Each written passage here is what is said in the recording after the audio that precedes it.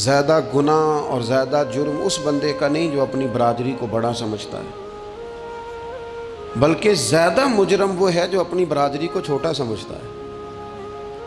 इसने क्यों अपने अंदर एहसास कमज़ोरी पैदा किया? इसको क्यों ज़रूरत पेश आई ये कहने की कि मैं किसी कमज़ोर कबीले से ताल्लुक़ रखता हूँ? इसे खुल के कहना चाहिए था कि मैं भी जनाब आदम का बेटा हूँ। इसे खुल के कहना चाहिए था कि मैं भी रसूल रहमत का ग़ुलाम हूँ, मैं भी अल्लाह का बंदा हूँ। खुल कर बात करनी चाहिए। एहसास के नीचे दब जाना, परेशान। फिर इसी तरह का मामला अमीरी गरीबी का है। गुरबा क्यों ये समझ बैठते हैं कि जिसके पास पैसे ज़्यादा हैं शायद फजल भी ज़्यादा उसी के पास है?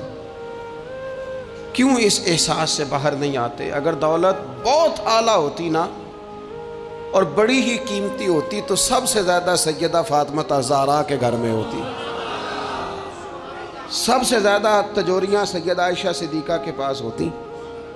लेकिन ये ज़्यादा कीमती नहीं थी, इसलिए दरवाज़ा रसूल पे भी नहीं थी। तो इसी तरह का मामला कुछ लोगों का है। मैंने अपनी ज़िंदगी में ये देखा है कि मजहबी माहौल से वाबस्ता लोग कई दफ़ा बड़े परेशान हो जाते हैं कि मैं तो मौलवी साहब हूँ, और महल्ले का मौलवी बना के जब किसी को रखा जाता है तो बेचारा वैसे भी परेशान हो जाता है। उसकी ज़िम्मेदारी होती है कि तूने वक्त पे जनाजा पढ़ाना है, टाइम पे कुल पे आ जाना, 10वें पे वक्त पे पहुँचना, गैर हाज़िर ना होना। कुछ जगहों पे ये भी रिवाज है कि जनाब आपको 7 दिन और 10 दिन मुसलसल बैठना है और पढ़ाई करनी है। वो आहिस्ता आहिस्ता आहिस्ता आहिस्ता बच्चे एहसास का शिकार, यानी कुरान शरीफ पढ़ने वाले बच्चे और किताब व सुन्नत की तालीम हासिल करने वाले बच्चे, लेकिन उन्हें ये कहा जाता है कि चलो फ़लानी जगह कुरान पाक पढ़ने चलते, कुरान पढ़ने जा रहे हैं। कुरान इनकलाब की किताब है। कुरान बंदे को उरूज देता है, लेकिन उन बच्चों की ज़हनी साख्त ये बनाई जा रही है कि चलो कुरान पाक पढ़ने चलते हैं, वहाँ बिरयानी मिलेगी खाने को,